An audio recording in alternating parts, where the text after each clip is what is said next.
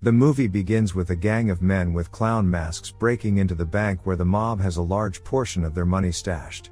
It begins with 5 clowns, each getting a cut of the spoils. They suggest should them set up an intercom system so that the two can communicate. Harvey tells Rachel that everything will be okay, and Rachel tells Harvey that she wants to marry him. While Dent tries to move in his chair to find something sharp to cut his ropes with, he falls over and knocks an oil drum down, and gasoline spills all over half of his face. Meanwhile, back at the jail, the Joker tricks a cop and holds him hostage, and he tells the other cops he just wants his phone call. Upon getting a cell phone and dialing a number, the large man that was in the cell with him blows up. The Joker had cut him open and implanted a cell phone triggered device inside of him. The Joker grabs Lau and flees the jail.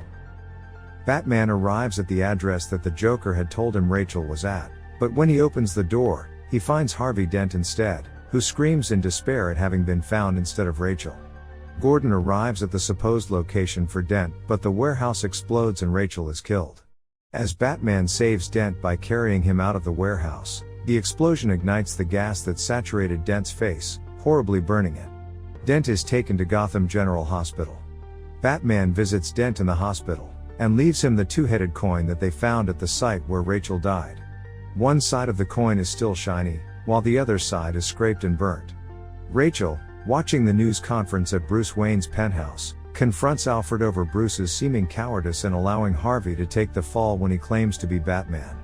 Alfred explains to Rachel that Batman is instead allowing himself to be something else besides a hero, mainly a figure outside of the system that the people can both turn to or blame in times of need, that Batman can take it. Rachel gives Alfred a letter for Bruce and tells him to give it to Bruce when the time is right. When Alfred asks what it is, she tells him it is open and hugs him before departing to see Harvey as he is being transported to the county lockup. While being taken to a convoy that will transport him to a county, Harvey explains to Rachel that this is Batman's chance. He then pulls out the coin and says heads, I go through with this, and flips it, landing on heads. When Rachel tells him that he can't leave something like that to chance, he tosses her the coin, revealing that it is a 2-headed coin. During this transport, he's planning on getting attacked by the Joker, and he's planning on Batman to come and save him, and to capture the Joker. The convoy takes off. While transporting Harvey, the Joker and some goons start taking out the police cars in a large semi-truck.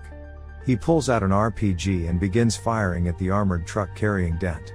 The Tumbler arrives and attempts to stop the Joker, and is hit by one of the Joker's RPGs.